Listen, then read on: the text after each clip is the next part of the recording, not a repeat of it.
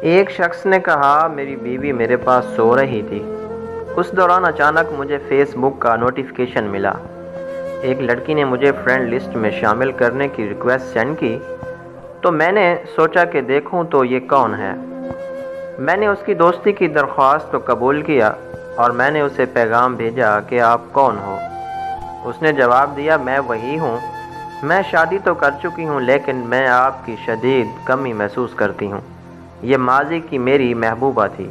وہ ایک خوبصورت لڑکی تھی، لیکن میں نے اس چیٹ کو بند کر دیا کیونکہ میری بیوی سو رہی تھی اور میں اس کی نیند میں خلل نہیں ڈالنا چاہ رہا تھا۔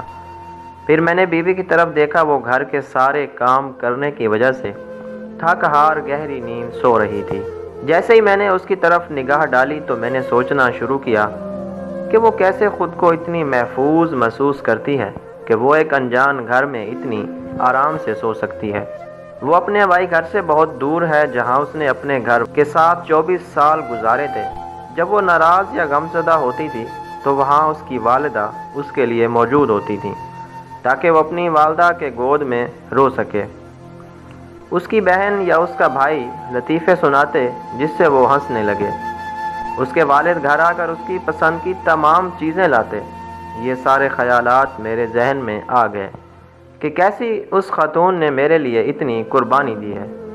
لہذا میں نے فوراً فون اٹھایا اور بلاک کا آپشن دیا۔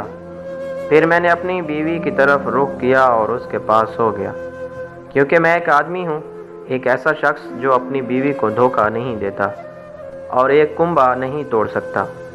میاں بیوی میں محبت تب یا ختم ہونے لگتی ہے جب کوئی تیسرا درمیان میں آ جاتا ہے۔ دعا ہے کہ اللہ تعالی ہر میاں بیوی میں محبت قائم رکھے۔